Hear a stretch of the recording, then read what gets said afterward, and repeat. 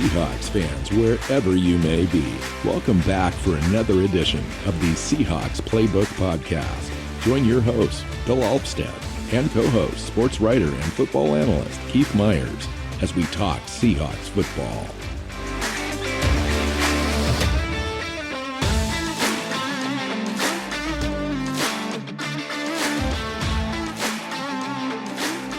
Seahawks fans, welcome back to another edition of the Seahawks Playbook podcast. I'm your host, Bill Alpstead, here with Keith Myers. We're going to talk some Seahawks football. Hey, Keith. Hey, Bill. How's it going down there in Arizona? It is sunny, but it is cooler, thanks to you guys up north. You're pushing all your coldness and weather, climate stuff this direction, so it's only 70 degrees today. And only it's sweater weather. It's like 55 and gray and ugly and rainy up here, and it kind of the weather matches the mood around the Seahawks after that loss this weekend. Oh, well, on the good news front, Pete Carroll had a contract extension for him through the year 2025, and Pete's quote was, "They didn't have to announce it on the day we gave up 44 points." Quote unquote. Yeah. Yeah. It was brutal. He also didn't want to announce it when the contract actually happened, which was months ago, because he felt it was bad optics to, be talking about his multi-million-dollar extension when a bunch of people were out of work because of the pandemic. And, so they put it off and that kind of stuff, but they did want it to come out now rather than later so that people mean at Christmas time? Yeah. Well, and people also, they wanted to make sure there weren't any doubts about Pete and his commitment to the team and if he was going to retire or they didn't want any of that to happen. And so they waited as long as they felt they could, and then chose to let it leak. So, yeah. Well, congratulations to Pete. It's something that he's earned. I know that every time we lose, it's kind of, half of the Seahawks fandom kind of loses their minds and definitely wants to turn the blame onto different folks. And Pete's definitely on that short list.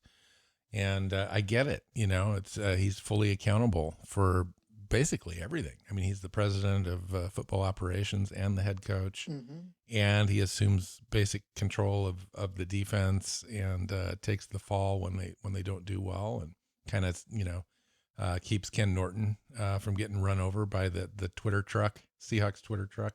And I get it, but congratulations nonetheless. I think it's a well-deserved kind of extension. It could be a lot worse, Seahawks fans. Believe me, both Keith and I have been there.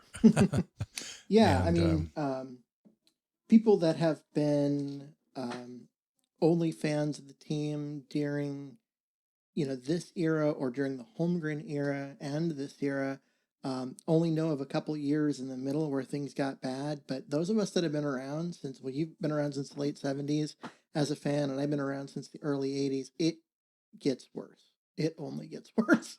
This is about as good as... This is as good as it gets. No, really. I mean, you're either this or you're Belichick, and then everything else is below that. Well, and the thing is, look what's going on with Belichick this year. Sure. It took a last second field goal to beat the Jets, who are one of the worst teams in NFL history, according to DVOA. So, it really is that bad for them. And, when the Seahawks did their rebuild, they went 11-5, made the playoffs. Or no, they went 10-6 that first year, 11-5 the following year. But, we went through that rebuild without having to go through a rebuilding season with all the losses. So, it worked. And Pete's, he needs to be given credit for that. So, thanks for joining us, everybody, today, regardless of wins or losses. Keith and I are here every week to kind of break things down. What we like to do before we get to the game is we kind of come into what's going on this week, injury front, all that kind of stuff. So Again, the Pete Carroll extension was probably the most noteworthy thing so far this week after the game. Injuries on the injury front, Pete was fairly obtuse as far as when we can expect players like Chris Carson, Carlos Hyde, Amadi, and Griffin to come back. He said determinations will be made towards the end of the week. That's pretty normal. Would love to be able to get at least one of those running backs back into the fold. I threw a tweet out there today that, basically said, listen, this might be an unpopular take, but we need to let Russ cook less and have Russ hand the ball off a bit more. Yeah, but how are you going to do that with Carson? If only, Keith, to allow the defense to remain off the field, the historically bad defense to remain off the field a little bit longer during games. That was my only criteria. I get that part, but how do you make a commitment to the running game when Carson and Hyde are both out? You've got Homer, who's part gimpy and part just not a good running back between the tackles. So you've got DJ Dallas is a rookie who's looked promising, but missed he was being evaluated for a concussion for like 45 minutes before they cleared him in this game. And so you had Alex Collins, who joined the team a week ago, taking the bulkier snaps there for a while. I mean, this isn't a situation where the team had the option of running the ball a lot. And so... yeah, I get that. But you know what? This is the NFL. I mean, teams are going to, especially at the running back positions, there are quality stand-in available players that can come in and give you some yards, give you some plays. We're not without talent. I mean, Alex Collins has been in the NFL now for 4 or 5 years. You got a guy like DJ Dallas, who should be able to manage the offense at this point and give you some quality carries. Homer is not a guy without talent. Now, he might not be the best running back out there in the world. He had a really nice screenplay in this game that I thought that was telling of his ability. He can do that. And he can pick up the blitz. He can do that. That's the point. He can be out there. I mean, you can be functional in an offense. But that's not running the ball. He's being out there to But pass Alex block. Collins is a guy that can run the ball between the tackles for you. And he probably should have had another 5 touches in this game. However, it's hard to do that when you're we were playing behind. Listen, they were up 14 points before Russell Wilson had his 4th snap. Yeah. I get it. It was bad, right? I get it. This probably was not going to be the game that we were going to establish a running game. But I'm thinking going forward, that we need to do everything possible to help this defense out. And one of the ways that we can help them out is keep them off the field. I mean, that's the way that we could probably help this team maybe win a game without putting it all on Russell Wilson to be successful without mistakes. We saw what happened in the Arizona game when Russell Wilson had 3 turnovers. We saw what happened when he had 2 fumbles based on one was a strip sack and the other one was, he was trying to run for his life after he got blitzed and coughed the ball up. And then the 2 forced interceptions were, so what I'm saying is I think it would be helpful if we could run the ball just a little bit more, maybe a little bit more balanced right now to help that defense out just a little bit. I don't know. If you start running the ball more, and therefore maybe not more on first and second down, but just more overall. If you're running the ball more, what's shown is that the Seahawks will score less, and with the defense they have, they cannot afford to score less. Yeah, it's crazy, Keith. I think that the Seahawks can score no less than 35 points to win games this year. Well, and that's what they're averaging. I mean, in a game where the offense turned the ball over 4 times and well, that's the difference in this game, honestly. They still scored 34 points. Yeah, I get it. And that's the difference in the game is the turnovers. We got 4, they didn't have any. Yeah. I mean, the defense could not get a stop. It was ugly. I mean, it started off that first drive. I mean, yeah, there was... But we were only down by 7 at the beginning of the 4th quarter. They ended up racking up 14 straight points, and that was the end of it. Yeah, I mean, but it started out early in the game. Like the first Bills possession was 3 plays, 3 big pass plays, touchdown. No, there was no pass rush. There was no coverage. I mean, it really was the Seahawks just spotted them points. And then the offense looked out of sync too. They went 3 and out, punted the ball back, and the Rams went down the Bills went down the field again and got another easy touchdown. I mean, there was very little resistance. Yeah. At that point. And you look at this and there's some really bad parts to this as we look at all of it, because one of the things is that Pete Carroll came out and said that they were shocked at how much the Bills were trying to throw the ball. Yeah, that was a crazy statement. Because I mean, you have historically the worst pass defense in the history of the NFL. Statistically, I mean, you genuinely do. Well, and you look at the Bills too; they were in the top 5 in the NFL in pass usage over average. Yeah, and so so they came in as a known quantity. Only one other team between the Seahawks and the Bills that passed more often in those early downs. Yeah, and so it just I mean, and then the coverage that they had. I mean, the very first play from scrimmage had Stefon Diggs, who's one of the elite speed big play guys in the league, being covered by a linebacker. Now, it's Bobby Wagner and he's an all-pro. I get that. Yeah. But the scheme on the very first play was to have Bobby Wagner in coverage against their best receiver. Guess what? Yeah. It didn't work. Yeah. Maybe he was a cornerback. It's interesting. You have Adams come back and it just changes things, and you get situations like that are a result of that, where you're having Adams play closer to the line of scrimmage and stuff, or play out of the normal scheme and just kind of wing it, which he does on occasion.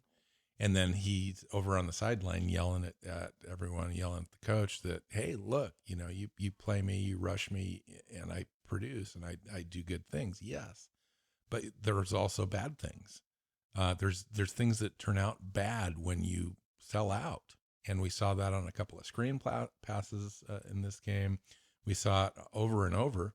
We'll just get right into the game. I had a couple other things to talk about, but shoot, let's go. Allen was out of his mind as far as being able to complete passes. I think he at one point was I had it written down here somewhere, 20.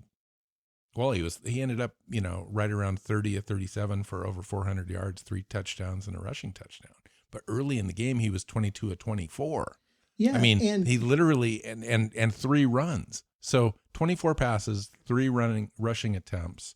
And Seattle was trying to defend the run that entire time, that entire first half. And not only that, but the Bills were averaging, what was it, like 11.3 yards per play? Oh. Per play. Every play on average is a brutal. first down. I mean, literally, there was just no defense. Now, early on at the very beginning, there was no pass rush whatsoever. Then they started dialing up the blitz and dialing up the pass rush, and there was no coverage whatsoever. 2 weeks ago against Arizona, they did not have a quarterback hit at all. This week, they did not have a pass defended at all. I mean, the pass defense isn't just bad, it's bad everywhere. Yeah. Well, Buffalo, first half drives, 5 offensive drives, 24 points scored on 28 throws and 3 running plays. Wilson, conversely, was sacked or knocked down 16 times in this game. Still ended up being 28 at 41 for 390 yards, a couple touchdowns, a rushing touchdown, but 2 forced fumbles and the 2 interceptions were the difference. Well, I will say I don't blame. I hate putting that all on him, but I don't blame Russ for the first interception at all. It was a broken play, but he tried to force it in there. It was 4th down. Yeah. So what do you do on 4th down? There's people in front of him. He can't run for it. There's nobody. He threw it into triple coverage into the end zone there. I probably would have tried to scramble another 2 or 3 seconds. I mean, he had the ability to kind of work himself back. Now that he's run into trouble a few times there, where he's gotten sacked, taken a sack, and a big loss. but that was his really only option other than to throw it in the major coverage, and he elected to throw it up there. I get it. I mean, but the play call is one that they've done way too many times in that situation. That's where Colby Parkinson could come in handy, I think. Yep. Maybe. So they've run the same play in a similar spot over and over and over again. So the Bills knew it was coming. They'd practiced for it, and they defended it. And they had him stopped. They had everybody covered. He tried to throw it up and give his guy a chance, because what's the difference between, throwing an interception there or throwing it out of bounds? Because that was what people were asking me. He's like, I'm not going to throw it away. It's fourth down. And so he's either going to run and not get it. He's going to throw it out and not get it, or he's going to give his player a chance. And he just got a little, not quite as much air under it as he thought he had, to get it over the defensive back and down in, at the back line of the end zone. Ultimately, I mean, he gave one of his guys a chance to make a play, which is all you can do. I get it. No, I get it. And I'm not going to complain about that one too much. But the other interception was bad. And the two fumbles were just not.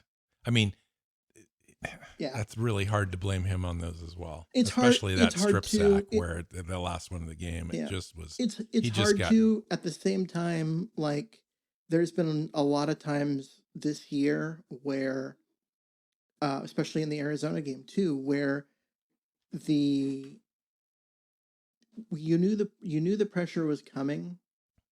Make sure that you get your the line calls are correct. Make sure you get your line calls correct. And if they are correct, then you know where the free rusher is coming from, and you have to get the ball out of your hand. I've noticed some lapses there this year as well. This is the 7th turnover in the last 3 games by Russell Wilson. 5 interceptions, 2 lost fumbles. It's really uncharacteristic, especially if you look at the first half of the year, the first 6 games. He was nearly perfect. I mean, we're talking about the front runner with no rivals as MVP. And he's barely same thing happened last year, Keith. Same thing happened last year. He started extremely strong and then tailed off. I don't know what it is. If it's just him pressing too much, knowing that he needs to carry the team, or what, but it's concerning a little bit. I think getting hit 16 times a game might have something to do with it too. Yeah. I mean, that's and Pete Carroll said, Pete's quote is, teams that turn the ball over 4 times are have a combined record of 2 and 129 in the last 10 years.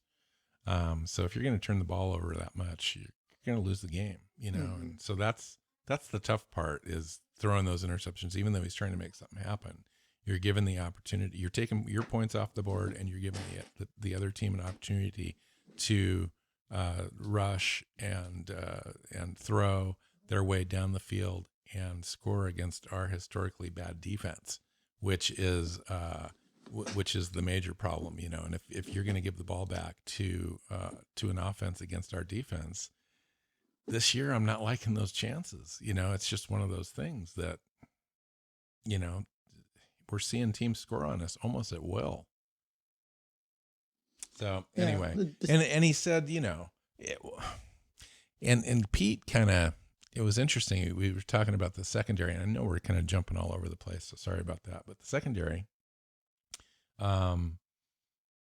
he claimed that we were caught off guard and maybe we didn't have the correct schemes and so forth. But he talked about the coaching, and he talked about the scheme, and he said, no, it's not the coaching. It's not the scheme. We've got everything in place. We do a really good job on study and film and stuff. And then he basically blamed the players. He said it's an execution situation. Players are coming into the week. They know what they're supposed to be doing.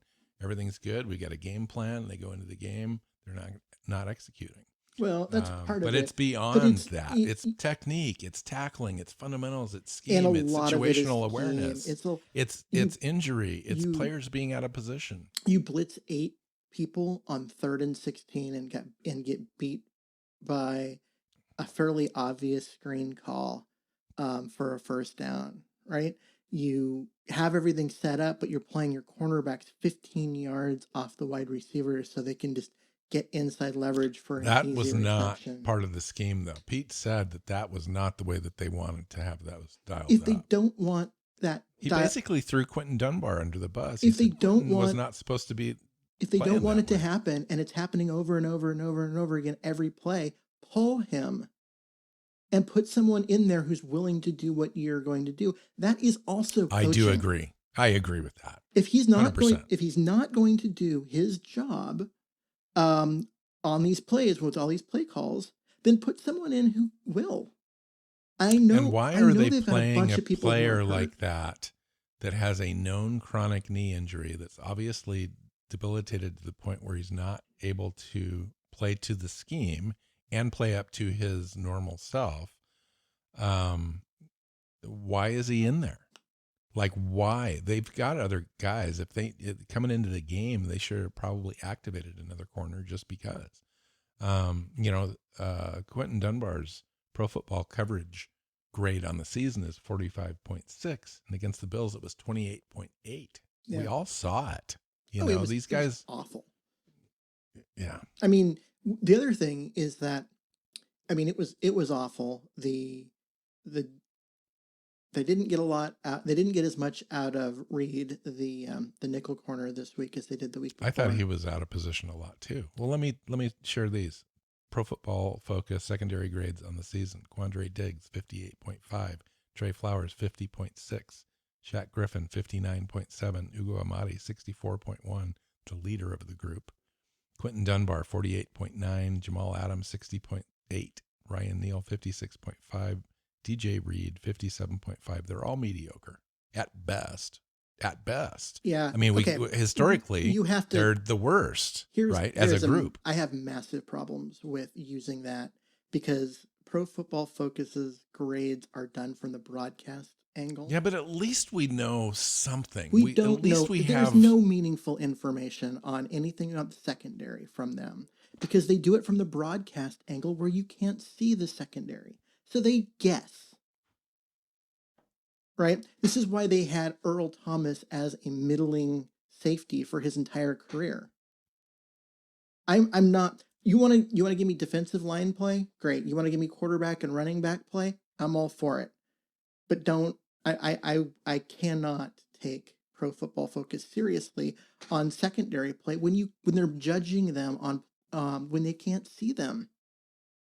They're doing it from the broadcast angle. All right. So let's talk about the line. They played better in this game, but in the span of in the last 3 weeks, the Seahawks had one game without a single quarterback hit. Oh, the line's been been and bad. Another game without a single pass defended. Yeah, I mean, and so I'm not wanting to say that that the defense has been good. I'm just saying there is nothing useful to be given from the defensive back grades on Pro Football Focus. Defense all-time yards allowed. 2011 Packers, you can 4,796. see in the broadcast angle is fine. Anything that you can't see from the broadcast angle, which is everything Seahawks are on pace to give up 5,794 yards. That's all-time worst by 1,000 yards. Mm-hmm. That's crazy. I mean, 365.7 yards a game average given up just with the pass defense. I don't know. I don't know. And everyone's talking about Ken Norton, and Pete swears to God it's not Ken Norton, it's him, and he owns it. And it's a combination of a lot of different factors. That he was the one who did the play call on the 3rd and 16 blitz. Yes, you're right. Here's the thing. Go back and watch what's going on. At no point before that snap is he the guy holding up the clipboard and calling the play into the headset. He's talking to other people on the sidelines. And then he doesn't talk at all. And it does his little hands on his thighs thing that he does for most defensive plays. He didn't call that play. He's taking the heat for Norton for that play. Because there was at no point did he actually talk into the headset to make a play call. So I honestly don't buy that that Ken Norton Jr. is not at fault with all of these. I mean, I know that Pete Carroll's in the room during the game planning, but he's not running that meeting. Ken Norton is running that meeting. Ken Norton is the guy that goes in on How about Mondays. Andre Curtis? Defensive back, defensive passing game coach Andre Curtis. Does he have any responsibility? He was also the assistant secondary coach for the Saints in 2012 when the Saints set their record for the most yards allowed in a single season. Oh yeah, absolutely. There's blame to go around. Okay, so let's take a deep breath and just say we're done. We're done just kind of hyper throwing a bunch of stuff out. Let's kind of drill down a little bit and just talk about what's going on. I mean, it's really hard to identify exactly what's going on. We thought it was the pass rush. We thought it was the pressure rate, all that kind of stuff. Seahawks did a really good job this game. And now, granted, a lot of it came from blitzing. They blitzed 56% of the time or whatever, season high blitz rate. But they were able to get to the quarterback 7 times. They had another couple of knockdowns that were called back because of penalty. And we can talk about Carlos Dunlap too. I thought he had an amazing debut for the Seahawks, but that didn't seem to help. That didn't seem to affect their ability to make completions all over the field. No, that was clearly then pointed to me that it's almost 100% a secondary problem. It's both. It's absolutely both. Because if you go back 2 weeks ago when they didn't have a quarterback hit the entire game, the coverage was better. It was that they got zero pressure. And in this game, they got pressure, but the coverage was worse. And a big difference, you look, Shaq Griffin's their best corner, and he's not out there. Amadi's out there. They got DJ Reed, who's playing in his second game back from injury and second with the Seahawks in general. And then you've got Dunbar out there playing on one leg. He shouldn't have been out there. I mean, you could not have watched that game and not thought that the team wouldn't have been better with Lyndon Stevens at corner. Your best secondary defender was Trey Flowers. Yeah. Against the Bills. And the thing is, he's actually played all right the last 3 games. But he hasn't been the terrible player that he was. Correct. most of last year and a couple times earlier in this year. The last 3 games he's been all right. But they're not getting much out of Dunbar. They're not getting I'm very disappointed in that situation so far. Yeah, they're not getting as much out of Diggs on the back end that they got at last year. They're not getting anything out of Jamal Adams in coverage, which is surprising to me. Yeah, I mean they're basically they want him to beat Cam Chancellor. And what's going on with Quandre Diggs this year? I don't know. He's just not giving you any special play at all. And he's just average. Yeah, all of the because this was a guy that was a Pro Bowler before coming to Seattle, and he played like a Pro Bowler when he was healthy last year. Keith, we were talking about the beginning of the year being one of the 2 or 3 best secondaries in the NFL on paper. Well, yeah, but and it has not translated. No, because Blair's out. Well, that's a lot of it. Griffin's been injured. Amadi's injured, which is the second, the backup nickel, and now Amadi's injured. You're playing the 3rd string nickel. You're playing your 3rd string nickel. You had your 2nd string left cornerback. Your 4th string strong safety in there for most of the time. You've got your 2nd string cornerback, but one of your starters is out there and shouldn't be because he can't run. And it's just it's a mess, and everybody's got injuries. But then there's something about figuring out a way to make it work. You know what? You have there's a lot of good players on this team, Keith, in order to make it work. I mean, now you got Carlos Dunlap. You obviously have Bobby Wagner, KJ Wright. You've got Jaron Reed's having a decent, year. It's not stellar, but he's been coming on the last couple of games. Yeah. You got that guy. You got a couple other guys that are veterans out there. Obviously, Jamal Adams is a tremendous talent if they use him correctly.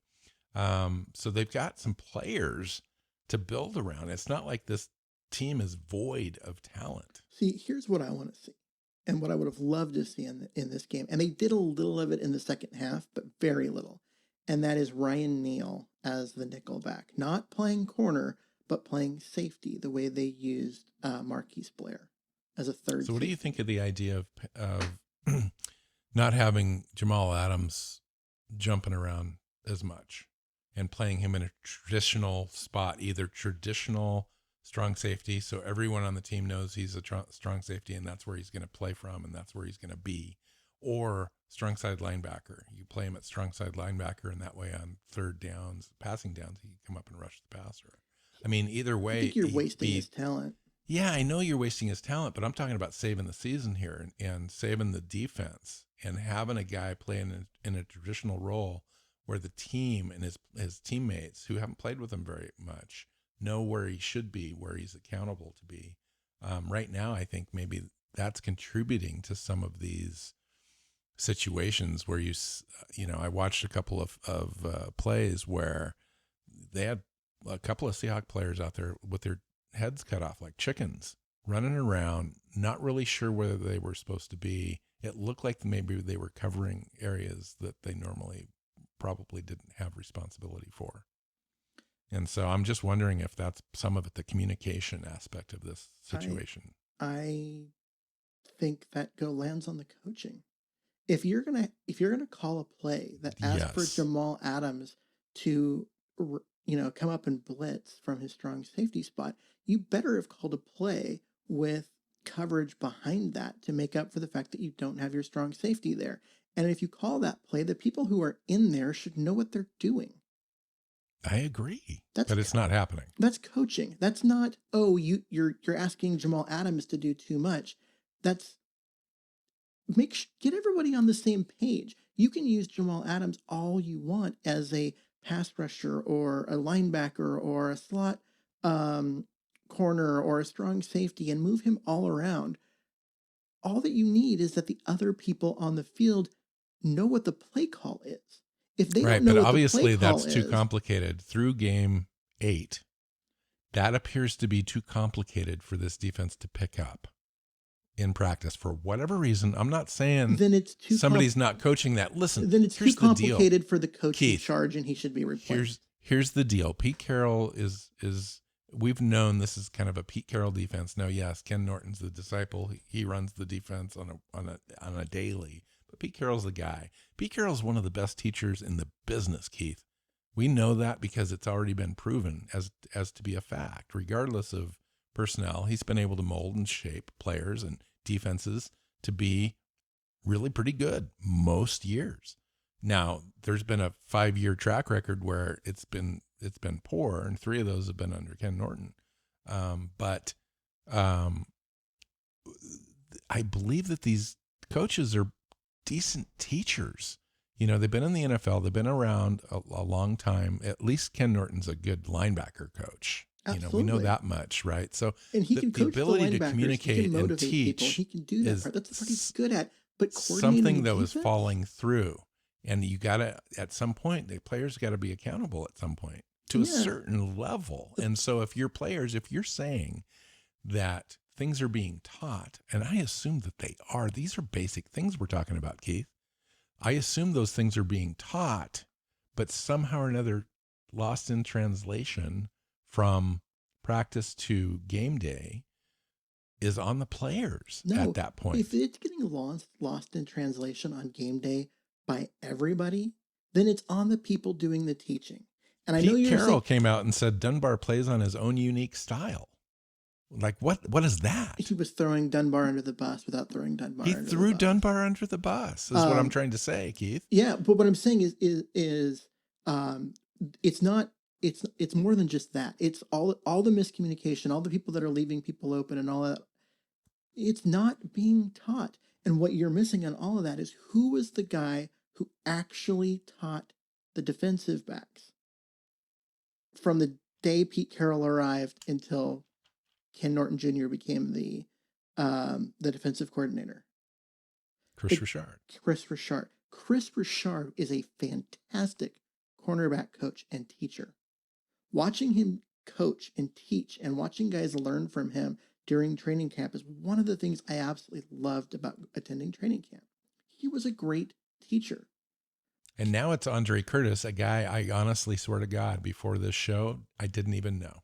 And honestly, I think he's doing a terrible job. because he's like the passing game, game coordinator on the defense, and they're getting Correct. clobbered. And all of these things that require teaching, all of these things that require coaches to do coaching, which is getting people on the same page, all the communication stuff that needs to happen, making sure people know where to line up and what their job is. That's all stuff that the coaches need to be teaching, and that's not happening. Because guys don't know where they need to be. All right. Let's shift gears a bit. So, is there anything that we need to cover about the Buffalo game? Everybody at this point, we're recording on Tuesday. Everyone knows the outcome. We lost to the Bills. Let's not rehash that. It's just one of those deals where we got behind early. We tried to catch up. We pressed. Defense continued to play poor, at least through most of all of the first half and some of the second half in places, and they just outscored us and beat us. And it wasn't that we did anything to not win. They soundly beat us. Oh, yeah, absolutely. They had a better game plan. They had a better quarterback that day. They had, better defense, and that's the end. So, all right. Let's talk about some players, just so that we move to kind of a positive outlook on this show a little bit. Damian Lewis. Now, you talked about Pro Football Focus. I'll mention it again. He's got a 92.2 grade coming out of this game. 88.6 on pass block, 90.9 on run block. It's what you can no see. Pressures allowed. It's what you can see inside the broadcast camera.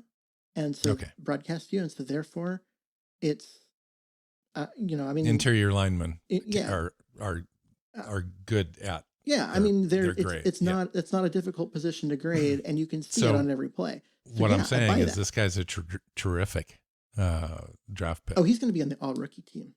Easy. That was a fantastic draft pick. Played very well. Yeah. Carlos Dunlap. Great 98% of the snaps, 5 pressures, 1.5 sacks, 4 run stops, 3 tackles for loss. 98%. He seems like he really impacted. I said 68. Oh, I said 98. I'm like, I don't think that's accurate. Yeah, 68%. He was a force in there. Yeah. Not only all those stats, but he was active all game, and really, I thought, contributed to Jaron Reed's success in this game. 2.5 sacks. Yeah, you look at Jaron Reed's best year came in Frank Clark's best year. Yes, exactly. And I don't think that is said often enough, that Frank Clark was so good that teams were so focused on him and getting double coverage or, double teaming him that it let Jaron Reed do some fun stuff in the middle. And now you've got Dunlap in there doing some really nice things on the end, and teams are having to focus on him. And guess what? Reed had his best game of the year. Those things aren't coincidental. Yeah. I'm looking forward to having Carlos Dunlap on this team. I'll immediately become Seattle's best pass rusher and arguably best player on the defensive line, along with Jaron Reed. It's not a high bar to get over to become the best pass rusher on the Seahawks. It is not a high bar to get over. Yeah. But I am excited about having him on the team. That really made a difference, actually. So if the defensive backs can somehow figure it out, maybe they just get Amadi back, maybe they get Griffin back. Just one of the two would help. Quentin Dunbar gets healthy or something. I don't know, but just one of those two would help, because either way, you play either of them over Dunbar. You let Flowers do his thing on the other side, and you're significantly better. And you let Dunbar get healthy, and then you run him back out there, because he had I agree. He had a couple of good games in there, especially when they moved him over to Griffin's side. He had a couple of really good games in there, and then he just freaking laid an egg in this. So when you look at it too, Keith, Quentin Dunbar and Shaq Griffin are up contract year, and would you pay either one of those guys to come back next year, or do you start over? I don't know. I wouldn't break the bank for either one of them, especially given, the off-field stuff that they dealt with Dunbar, and he's been hurt a lot in his career. And I mean, if he this came year in and played too, lights out like he was advertised, didn't have the injury concerns with his knees, I mean, he may end up having knee surgery. So Griffin's the only one of those two that I'd pay. And yeah, I wouldn't even pay Griffin top 10. But I wouldn't money. now. I wouldn't break the bank. But he's going to want to get that, and I don't think he's worthy. He's not going to. He's going to want it. He's a good player. He's a good person as a person. You want to be able to take care of your own, but he needs to be able to kind of fall in line where his value is for the Seahawks to be able to offer a contract there. And I'm talking like maybe a $6 to $7 million 2-year deal. Yeah, I mean, he would be more in line with where he needs to be. He has shown that, he's not the elite cornerback. He isn't a guy that's going to be your number one. He's not a Stephen Gilmore or Richard Sherman or, that kind of player. But he is a great secondary piece if you have a number one. I agree. I totally agree with that. Don't pay him to be the number one. Pay him to be the number two. And if he really wants number one money and someone else is going to give it to him, fine. Let someone else give it to him and go sign someone else or go draft someone else. Maybe somebody else coming in to be a true number one corner would make Trey Flowers better. And you keep Trey Flowers in that second role. Mm-hmm. Maybe not. Maybe you bring in, regardless of what we're talking about right now, the secondary is going to be revamped next year. I mean, they're not going to come in with the same group. Obviously, Jamal Adams is coming back. You've got Diggs under contract, but beyond that, you've got a lot of opportunity to make some moves. Amadi would be back in the slot, and he's proven to be really pretty good in that role. Marquise Blair, Trey Flowers will be back as well. Yes, right. So you've got some pieces. I think you need that number one guy. Yeah. This is a defense that, because of the way they play and the way they do things and the way they scheme everything, it worked really well when they had Richard Sherman because of what he could do. And he closed off 1/3 of the field. Yeah, and how more than one. Thomas closed off the other third. No, he closed off 2/3. That's true. I mean, there were times where they just flat out didn't allow any receptions for an entire game. But yeah. So you have where the defense works great when you've got a set number one that can dominate the way Sherman did, because it frees up your strong safety to go make plays. And yes, I think it all works together. I think that's part of what's going on with Diggs this year, is that he is being held in the center of the field, like with an anchor, and he's not able to fly around and make plays like he did last year. And a lot of that is Griffin played pretty well last year. Like, he played really well. He was a Pro Bowler last year. And he hasn't played up to that, and now he's hurt. And Dunbar, certainly, he's had a couple of good games, but overall he hasn't been what he was advertised at. There is something to be said about, they're making Diggs' job harder because the corners aren't covering, and they're just not able to do their thing.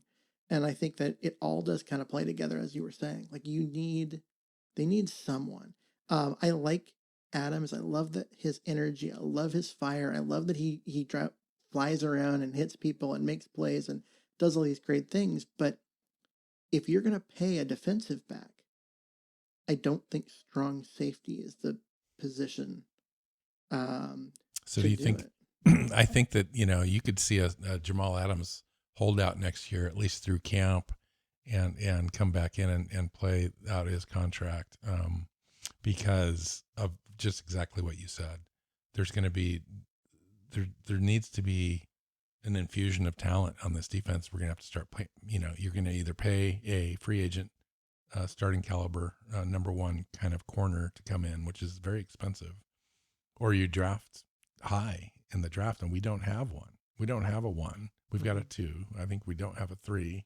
It's going to be pretty bleak in the draft as well. So we've got some serious holes and problems to solve. I think you can leave most of your offense alone. Chris Carson's going to need to get paid or replaced.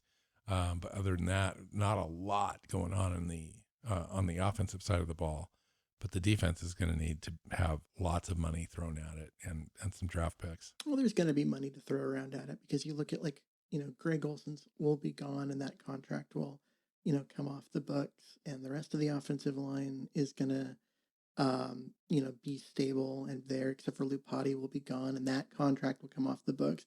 Because at this point, why would you pay Lupati when Simmons has been better and younger and cheaper? With Haynes in the wings. Yeah, Haynes will be off IR and ready to roll in there too. I mean, there's a lot going on. Where you've got these players that are being paid that aren't contributing. Philip Dorsett comes to mind, who's probably not going to play this year, so that comes off the books at the end of the year. Yeah, Carlos Hyde. If you don't Benson Mayo. Yeah, Bruce Irvin. These are guys that are not really contributing. They're not really giving the team anything, but they're counting a bunch against the cap. And so they can just not bring any of them back. Play the young kids that are playing now, and use that money to go get yourself a number one corner. Go sign, I don't know which of them are set to be free agents, but a Stephen Gilmore, if he becomes available out of New England or someone like that, go get yourself a guy that you can stick over there. Just get a top 10 guy. I think, a top 10 corner in the league would suffice, that fits best in what Pete Carroll likes to do, Okay. So, let's talk about the NFC West briefly before we start talking about the next opponent, the Los Angeles Rams, who surprisingly are better than advertised this year. We'll talk about that a little bit. NFC West, Seattle 6-2 with a loss to the Bills. The Rams had a bye week. They're at 5-3. Arizona Cardinals lost to the Miami Dolphins. Miami's resurgence is pretty amazing. Miami winning 4 straight after the Seattle game. They lost to Miami 34-31 in kind of a shootout. And Tua at the end played really well. 49ers 4-5, lost to Green Bay 34-17. That season is over for them. Yeah. There's just no way that they can endure without losing any more games this year. Well, that's a team that, the Seahawks are injured, especially on the back end of their defense, but the Seahawks injuries are nothing compared to what San Francisco has dealt with. And I know we talked about it last week, but it's been absolutely crazy how much talent and how many starters and how much of their salary cap and everything that's currently on injured reserve. So yeah, their season's done. They are going to start, they're going to start tanking without tanking. They're not going to say they're not going to do them, but you're going to see a lot of young players play and a lot of veterans see their playing time drop as they develop players for next year and that kind of stuff. So they're going to fall off and play for a draft pick. But the other two teams aren't going away. Arizona is good. They're not, as I think I've been saying since the beginning, they're not quite ready for prime time, but they're close. They look like a wild card team. Yeah, they're probably a wild card team, and they have some growing to do, and they need to replace a few very old players with younger players, and infuse. Get some youth and energy in there in certain places, but they're still we good. talked to, originally at the beginning of the year, we talked to them being a 9 or 10 win season, which is quite an improvement from last year, 5 wins. Mm-hmm. You go to 9 or 10, that's, you're doing pretty good. And they're that team, they're a 9-win team. If the ball bounces right, they're going to be to 10 wins. Their schedule gets a little tougher in the second half of the year. And so that's something to watch. Losing how they develop. Dolphins isn't going to help. That's not a good sign, but the Dolphins are a little better than, they've come on. So I think when we were kind of talking about the NFL, one of our shows leading up to the regular season kickoff, we talked about the Miami Dolphins a little bit. I think when we were doing our prediction show or whatever. Mm-hmm. And I was thinking that they had a roster. They had some talent. And if they could kind of put it together in the second half of the season, they would kind of come on. And we kind of bantered that back and forth a little bit, and you were a little bit more bearish on that aspect, and I think that both of us are right in a sense, in that they had a ceiling with Fitzpatrick, and now with Tua, I think maybe they really start to kind of come around and coalesce around him, and he gives them opportunities to win games at the end of fourth quarters, where Fitzpatrick, I don't know that was the case. Yeah. So it'll be an interesting team to watch. They're a better team with Tua, even with him being a rookie, and they had to you have to do certain things with rookie quarterbacks. You don't call quite the same, depth of plays and that kind of stuff. But he is a dynamic player. He is a difference maker. He is what Russell Wilson was in 2012, right? Makes mistakes, yes. But at the end of the day, he makes plays other people can't. And that gives you a chance to win. And honestly, I said that I thought the Dolphins were a year away. And when Tua goes into his second year and you give them another year to continue to build the roster around him, they're going to be dangerous next year. Yeah. I don't think they're ready to compete now, but they're fun. They are fun. And you watch that game against Arizona, that game was fun. That was two great young quarterbacks guys that are athletic, that run around, that make plays, that extend plays, that you think the play is stopped, and then they somehow get free and complete a 30-yard pass downfield, and you're like, how did they do that? It's like two young Russell Wilsons out there. Yeah. Well, and the interesting thing for Miami is their defense came up, for them at the end of the game there. So, it's going to be an interesting, fun team to watch. It reminds me of the 49ers from 2 years ago, where they kind of built their roster off all those losing years and high draft picks. And, that's kind of where they're at. So let's talk about the Rams. Rams come in 5-3. Their wins have come against the Cowboys, Eagles, Giants, Washington's, football team, and the Bears. So what do you do with that? I need a good team on that list. And their losses have been the Bills, the 49ers, and the Dolphins. The Dolphins have everybody but the Seahawks in the NFC West. They beat. That's interesting to me. So they've lost against some good teams, and they've beat some bad teams. Maybe the Bears maybe could be the best team in that list, but Bears have one of the worst offenses in the league. It gives me, now I saw some takes on Twitter today that were really pulling no punches on the Seahawks' chances against the Rams because of how poorly they played against the Bills. And you just can't judge how the Seahawks are going to play against the Rams based on their performance against the Bills. The Rams have given Seattle issues and problems in the past, but the way that these teams are constructed currently, I have to look at Seattle as being a favorite in this game, just by the virtue of Seattle's offense. And then the Rams offense is not quite as stellar as it has been in prior years, but their defense is actually better statistically than I think people have given them credit for. So how do you read this game, and how do you read the Rams? Well, this game is going to be very interesting to me because you're going to have the best defensive tackle in football, aka Aaron Donald. Yeah. Up 26 tackles, 9 sacks. I mean, in 8 games. Yeah. I mean, 9 sacks in 8 games. Right. And on pace for 18 on the inside. This isn't a defensive end. This is an interior. Absolutely dominates games like nobody since Tez has done. Like literally, he's like, and he's the focal point. Yeah.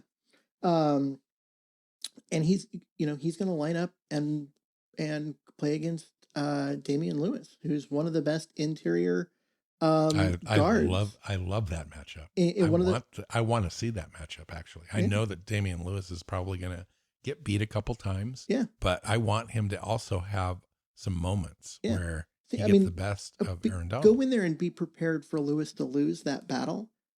But he's not going to get destroyed in that battle the way everybody did in the past in Seattle.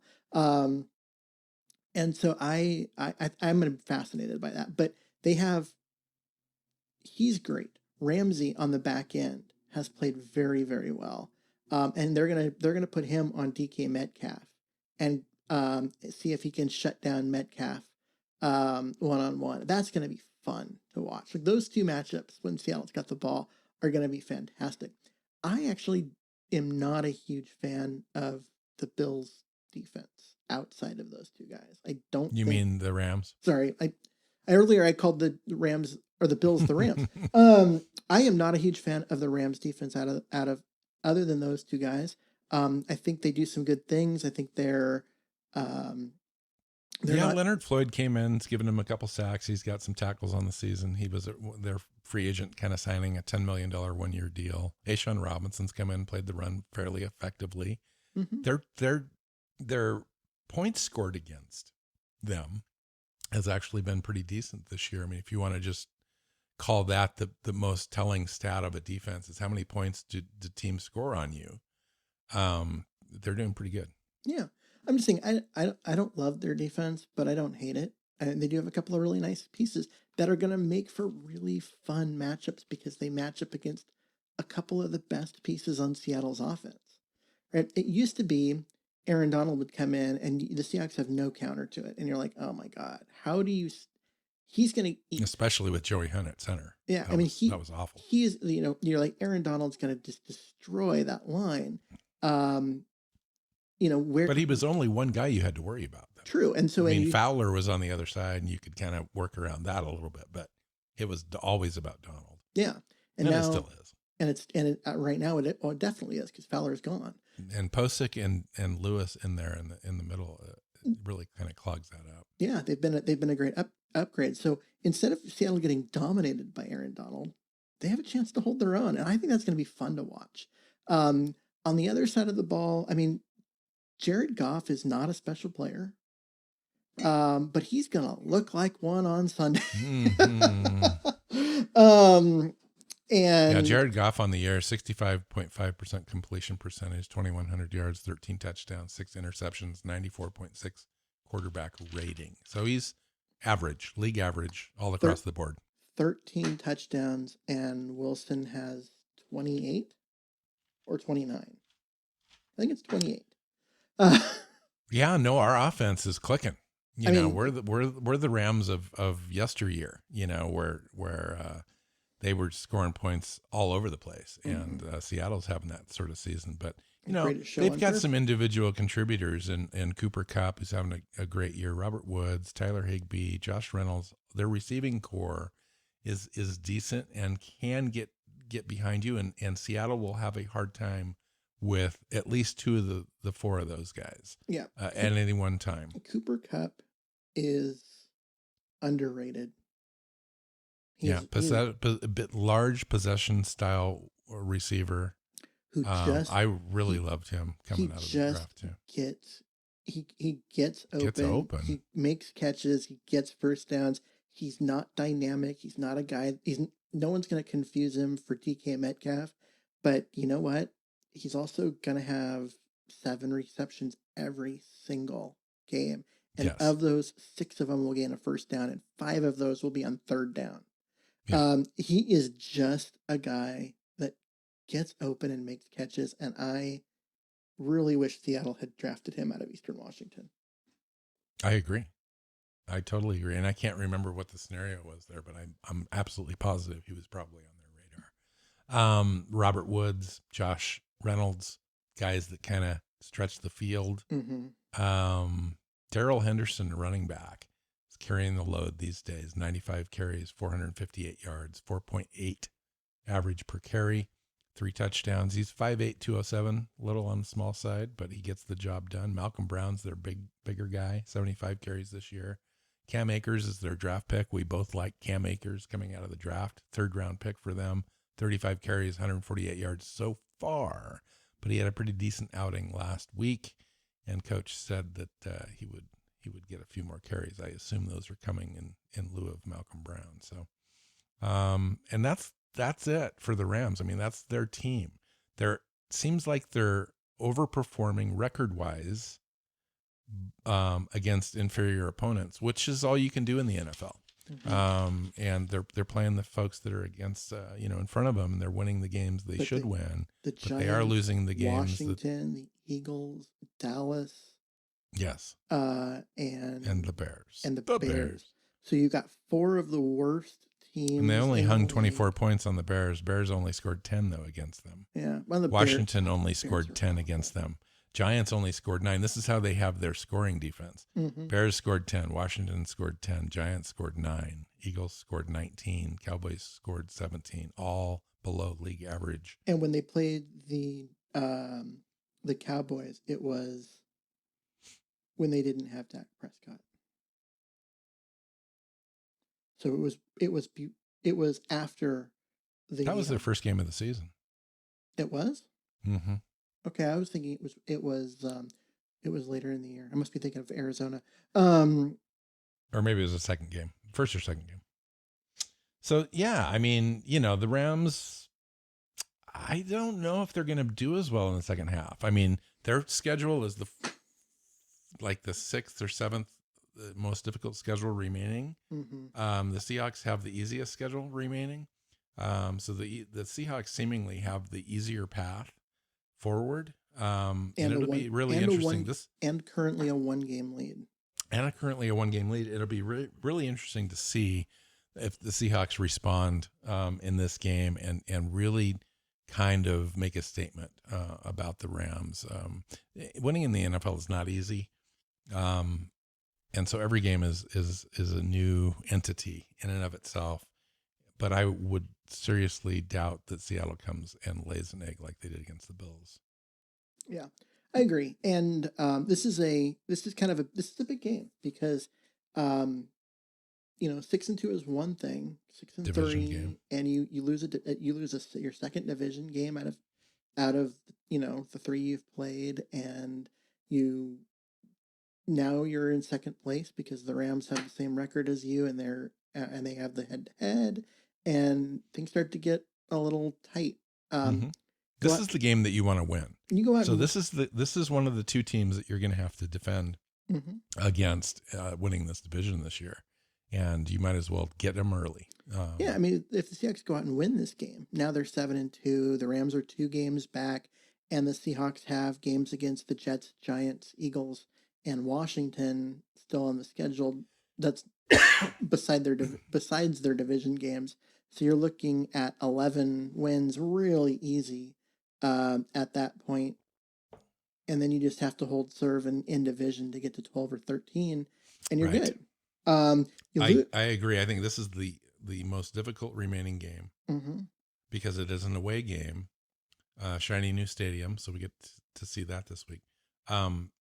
For me, this is the game. We got the Cardinals at home, then the Eagles, Giants, Jets, Washington, the Rams again at home, and then at the 49ers. By then, the 49ers are going to be just, I would imagine just as decimated as they are today. So they will shut so many people down by then. We've got 2 losses now. I can easily see us losing 2 more, just given the fact that, again, it's hard to win in the NFL. But there's not a team on here that really scares me. Our own defense scares me worse than anything these other teams do. I don't really care. Like I said last week's show, I don't really care who we face. There's not really any teams out there that scare me, save maybe 1 or 2 in the entire league.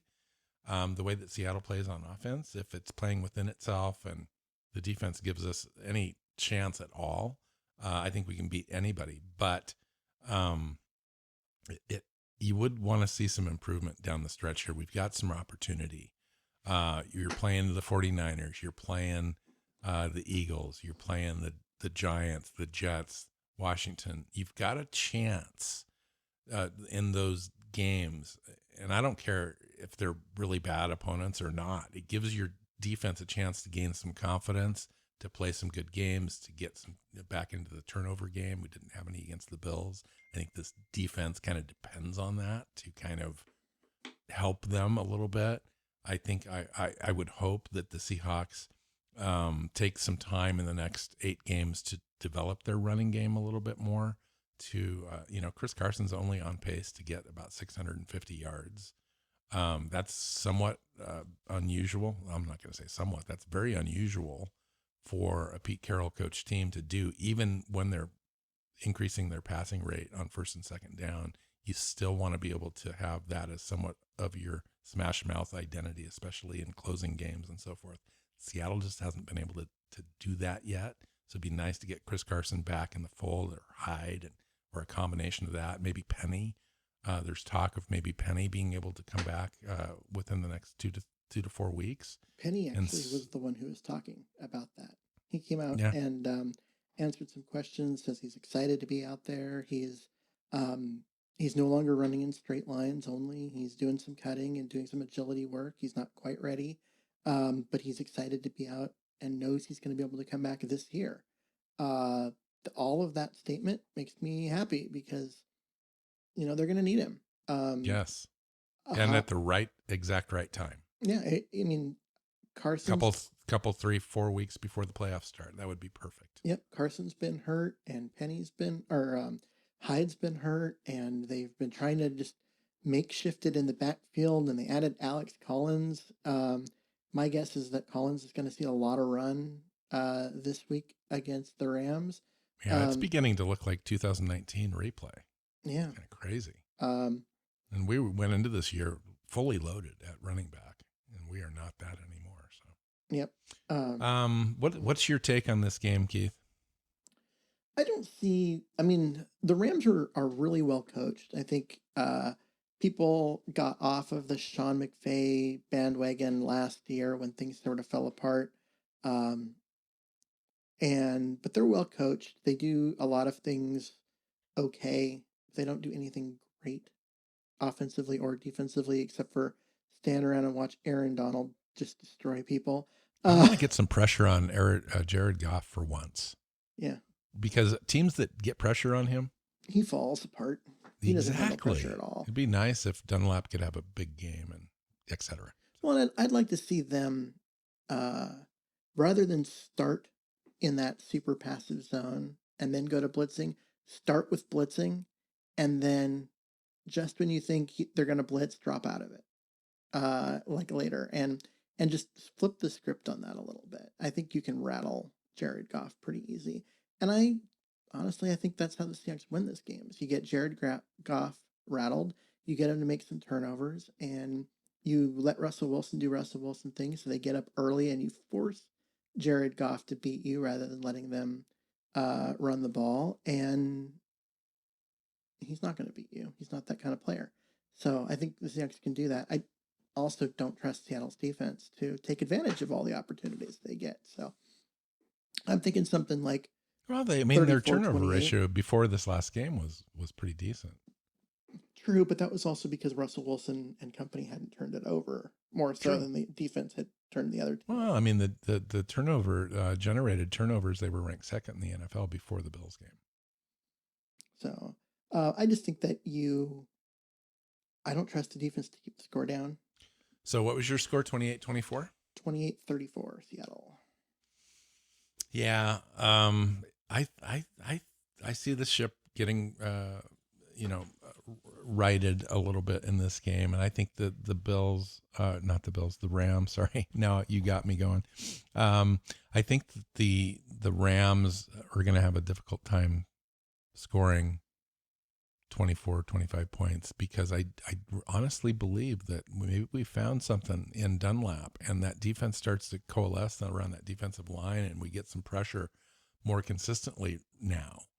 Even if we dial the blitz back a little bit and play some more base to help those defensive backs a little bit, put one more guy into coverage, maybe, and maybe that is something that they find a formula in, at least, for this game. And then offensively, Rams ain't slowing down Russell Wilson. It just is not going to happen. And he's not going to allow himself to get into the turnover bug again. So I see it, Seattle's going to score their 35. It's just the way it is. And the Rams are going to be in the 30 or the 21 to 24 range. Yeah. I mean, I look at all of this and I'm just sitting here thinking, I'm like, how would I scheme the talent Seattle's got to fix the coverage issue. And let me just run this idea by you. Imagine if the Seahawks drop the cover 3 and go to cover 2. They bring in Ryan Neal, so that Ryan Neal and Diggs are the two deep safeties. You got let your cornerbacks come up and play in the flat. So zones. You're talking about playing zone a little bit more, and you let Jamal Adams be what would be in that coverage would be the middle linebacker on some plays where they have to. Where the hard part of the cover 2 is getting your middle linebacker to start up near the line of scrimmage, but then still not get beat deep down the middle, because as your safeties widen, right, you leaves that hole in the middle, and so you have that. So some of the times it would be Bobby Wagner, sometimes it would be Adams, but that also leaves the other one also up near the line to just be crazy and do disruptive things, and to run that more of a scheme in order to help the corners that are struggling, and help the back end which is struggling, and give them a simpler game plan. Yeah, I mean, cover 2. I mean, we've run that in the past very successfully, depending on personnel. In this last game, they ran cover 0, 11.8% of the snaps. They ran cover 1, which is man coverage, 33.8% of the snaps, according to Daniel Jeremiah. And it looked like a zone, even though we were running man, because players like Dunbar were off his man, like 14 yards off the line of scrimmage. Even on 3rd and 7 or 8, they were dropping way back. It was just unreal to me. So anyway, I agree. I think they could do some things to help out. I do think dropping another guy into coverage would be good. I think that your idea earlier of getting the best players on the field, regardless of position, and try to figure out where they fit out there, like you mentioned, Ryan Neal coming in as a big nickel or a dime guy, and I just think that you get the guys out there that can play, and if Dunlap or Dunbar can't go, or he looks like he's going to be a step slow, do not let that guy become a victim again, because they're going to pick on him. Mm-hmm. And they picked on him. They picked on him all game, up and down the field all game. Yeah, you got to have that guy 100%. Otherwise, he's going to get picked on. It's going to be a spot that it's like a scab that just keeps getting pulled off. So, okay. So we both predict wins. I think the Seahawks can do it. Don't give up faith. I think the Carlos Dunlap thing is important, and it's going to help that pass rush all year. I don't know if we're going to get Daryl Taylor back. I don't know if there's any more help than currently out there. Sounds like Snacks Harrison might be a guy that can start for the first time. Monet's got a high ankle sprain. Don't know if that means he misses time, but it would make sense if he's not 100% to go ahead and bring Snacks Harrison in. I think that's an upgrade. I'm not exactly sure why they've waited this long. It seems like they probably could have brought him in this last week. But it would be nice, I think, to have a player of that caliber come back in there and defend against the run. We're stout anyway, but teams are throwing tons and tons against us. Maybe that's why they haven't brought him in. So that's it. Anything else, Keith? No, let's just go get a win, get the season back going. A win here puts them in control. The schedule, they're not only would they have the lead, but the schedule lines up for them. Yeah, and the Cardinals come in next. So there's another team you lay a loss on, and all of a sudden, the rest of the schedule lines up for you, and that's it. It's over. The Seahawks win these next 2, right? The division's ours. They go to 8-2. They've got 4 layups in there. The 49ers are likely to be a layup at the end. So you're talking 5 more wins. You're looking at 13-3, with the only other game else being against the Rams again. Nobody's catching you if they win these next 2. I agree. I don't think they have to win them both. I think they have to win one. I would, given the choice, I would prefer that they beat Arizona. Because you still have another shot at the Rams, you can beat them later on in the year, then you make up for that. But I think you have to win one of these 2. But if you win them both, you're in command, and not just kind of in command, like the division's yours. Lose them both and you're in a lot of trouble if you're Seattle. All right, we're going to get out of here. Let's find Keith on Twitter at Myers NFL. I'm at NW Seahawk. The show is at Seahawks Playbook. SeahawksPlaybook.com has all of the shows, and find us on your favorite podcast app. And until next time, Keith, Go Hawks. Seahawks Playbook podcast listeners, thanks for joining us for another edition of the show. You can find us on Twitter. Bill is at NW Seahawk. Keith is at Myers NFL. And the show is at Hawks Playbook.